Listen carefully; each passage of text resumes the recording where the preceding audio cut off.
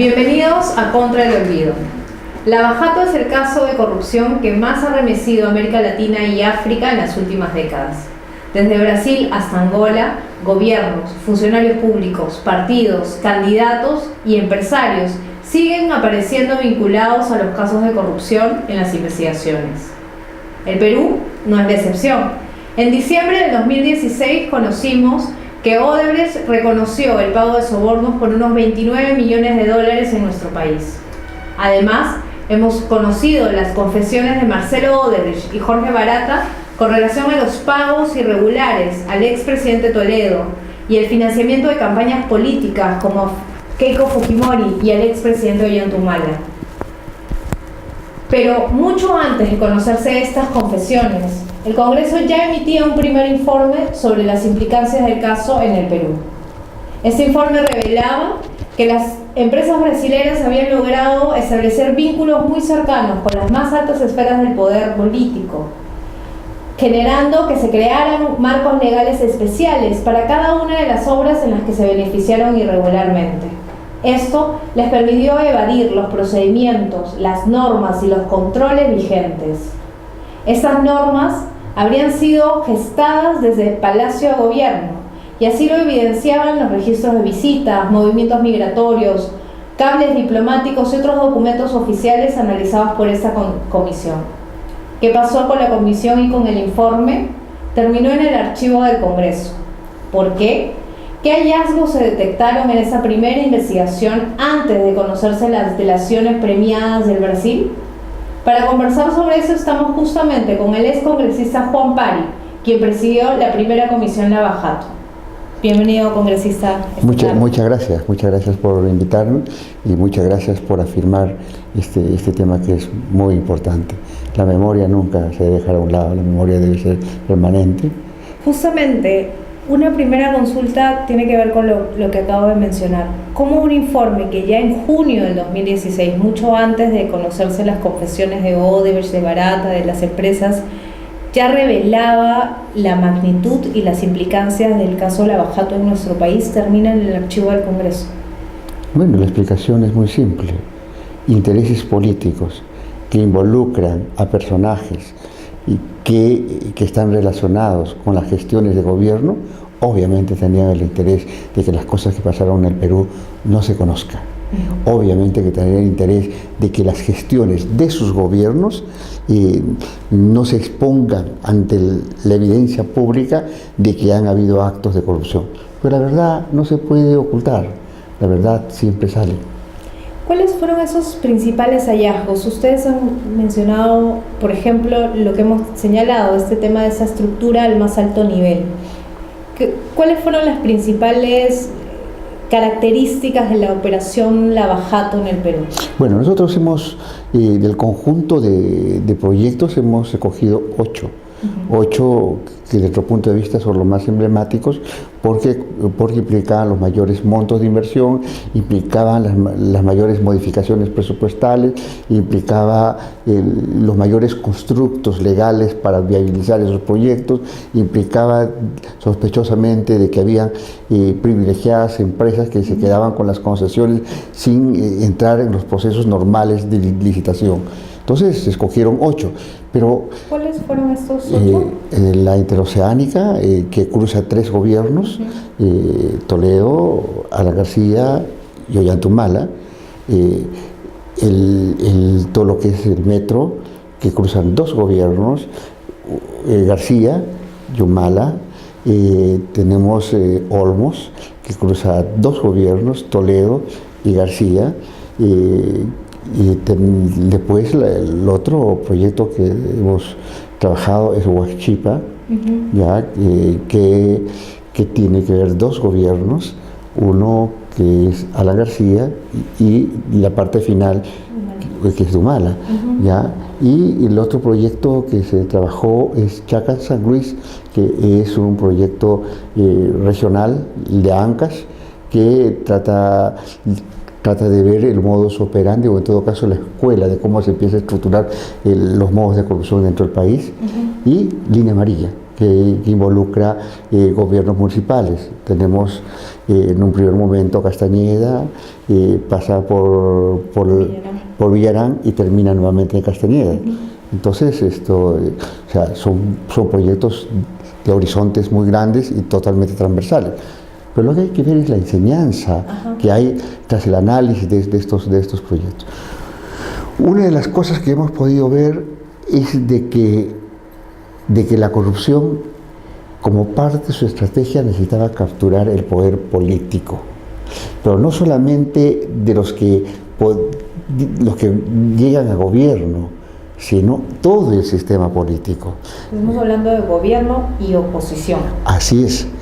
E inclusive, el caso, por ejemplo, que hubo bastantes protestas por los señores del APRA, decían, pero nosotros no estábamos en situación preferencial, estábamos casi coleros, nuestra candidata no marcaba las encuestas, no estaba en una situación preferente. Jugaron un rol muy interesante después para borrar las huellas precisamente de esos hechos. Bueno, en todo caso, es el sistema político en su conjunto, y eso es importante para ellos porque así funcionaban tanto el constructo legal, no la oposición de estas obras, sino la dación de proyectos que son inclusive transversales y que pasan de un gobierno a otro. Barata reconoció en la comisión que ellos tenían una mirada estratégica porque sus proyectos van más allá de 30 años. Entonces son gobiernos que están en situación preferente, no solamente en la coyuntura, sino en la perspectiva. Una cosa interesante que usted estaba mencionando es justamente esto, ¿no? Cómo estos proyectos atraviesan los gobiernos, lo cual revela que el modus de funcionamiento de las empresas funcionaba con todos por igual. Había una negociación en un gobierno determinado, pero esta continuaba con el que venía. No es el tinte político, pero el PT se interesaba por una u otra opción. En todas las experiencias de corrupción dadas por las empresas brasileñas lo dicen. Colombia financiaron a las dos opciones.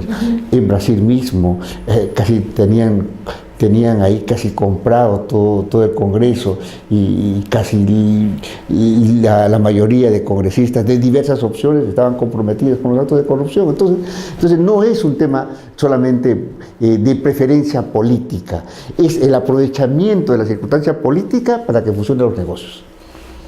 ¿Qué elementos estamos perdiendo de vista? Porque mirar el tema del lavajato nos está llevando a mirar algunos proyectos, algunos gobiernos, algunos funcionarios.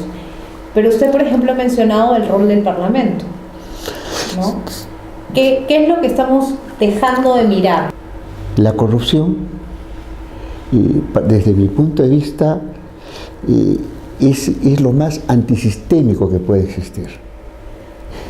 La Constitución dice que el país se basa en una economía de mercado, ¿sí? ¿Pero eso es lo que ocurre? No, la corrupción se reparte el mercado. ¿Cuál economía de mercado? ¿Quién es el antisistémico acá? Son las empresas corruptas que te destruyen un elemento esencial mantenido en la Constitución. Primer tema. Segundo tema, la corrupción ha destruido todos los sistemas de alarma que tiene el país, los sistemas de defensa contra la corrupción que tiene un Estado. Ninguna alarma ha sonado en nuestra patria, tuvo que sonar en el Brasil y tuvo que venir las declaraciones que se hicieron en Estados Unidos, la justicia de Estados Unidos que indicó de que había una coima de 29 millones para recién asumir aquí en nuestra patria con suma preocupación lo que ha venido ocurriendo. Entonces la corrupción te ha desactivado esos sistemas de control, te ha debilitado la Contraloría, te ha habilitado todos los sistemas de control que tiene el propio Ministerio de Economía y Finanzas. Las Procuradurías los ha convertido en un apéndice del Ejecutivo sin ningún tipo de autonomía. Entonces, eso es lo que ha existido en nuestra patria. Se ha debilitado de tal forma el Estado con el discurso de que caramba, no necesitamos un Estado grande, burocrático, necesitamos un Estado ligero, sí, pues un Estado tan ligero que me parece correcto la apreciación, pero no llegar a desnutrirlo y hacer que sea un Estado débil donde la corrupción simplemente los abarca y los absorbe, ¿no? ¿Qué opina sobre lo que se está haciendo? Lo que está haciendo el gobierno, lo que está haciendo el Congreso frente a este caso, por ejemplo. Yo tengo una impresión de que el caminar que hacen las diversas instancias se dan de acuerdo a lo evidente, ¿sí? ¿Qué se le pregunta a Barata y qué se le pregunta al señor Marcelo Odres? Todo lo que ya es evidente. Y se camina y se sanciona ante lo evidente. El caso del proyecto OH era un tema ya investigado años atrás. Ya existía un informe de la Policía Federal en el tema. El caso de Alejandro Toledo salió en los Estados Unidos y no podíamos negarlo. Ya estaba declarado y por lo tanto Barata no podía negar lo declarado. Entonces, la famosa colaboración eficaz se ha dado al ritmo de la digitación que dieron los brasileños. Lo definido, lo obvio, lo ya conocido, lo innegable, eso era o eso es lo que están colaborando. Yo tengo la sensación de que no se va más allá. Solamente se queda y se pantana en lo obvio, en lo que ya está declarado. El ánimo de investigación tiene que ir mucho más allá inclusive de las propias declaraciones. Hay que ir por el lado de la contraprestación. A veces a la empresa se le deja así, y como si fueran las santas ahora y las que están contribuyendo a limpiar la democracia. No, y la responsabilidad en la contraprestación que ellos recibieron después de la coima. Claro, los beneficios que recibieron, ¿no? Las millonarias utilidades. ¿Qué hacemos? ¿Cómo combatimos, cómo rompemos con esta obviedad de las autoridades? Yo creo que el país tiene que empezar a responder y tiene que recuperar su espíritu de vigilancia ciudadana. Tiene que haber una respuesta política en nuestra patria. Yo estoy convencido en eso. Y si la clase política quiere asumir con responsabilidad, tiene que regenerarse. Porque así como está, lamentablemente no va a contribuir, porque su rol lamentablemente se queda en el rol de gran escudero y no en tratar de develar las cosas que han ocurrido en nuestra patria. El tema es sumamente complejo, es sumamente preocupante. ¿Cómo es que se diseña el camino del país al ritmo de los intereses de las empresas corruptas? La alianza público-privada y la iniciativa privada viene del lado de la empresa corrupta, y por lo tanto los mosaicos del camino que debe de seguir el país son los mosaicos que te pone la corrupción. ¿Y dónde se ponen los intereses de nuestra patria? Entonces, eso es un tema que hay que repensar. ¿Quién es el que diseña el destino de nuestro país? ¿La empresa corrupta? ¿O quién? Es el Estado magnificado, el Estado renovado, el Estado que piensa en nuestra patria. El otro tema que es importante también iniciar el debate es el tema de la seguridad jurídica. Entonces, ahí las cosas con equilibrio y no solamente pensando en la coima o pensando en el beneficio no contractual por parte de estas empresas corruptas, ¿no? Sin duda son varios temas y muchas cosas que todavía tenemos que mirar y analizar y corregir en nuestro Estado. Yo le agradezco, congresista, por estar con nosotros, por compartir la experiencia y reflexionar a partir del caso concreto Lavajato, qué es lo que tenemos que mirar como país. Muchas gracias. Muchísimas gracias. Amigos, amigas, gracias por acompañarnos. Nos reencontramos el próximo miércoles en Contra el Olvido por Gran Angular.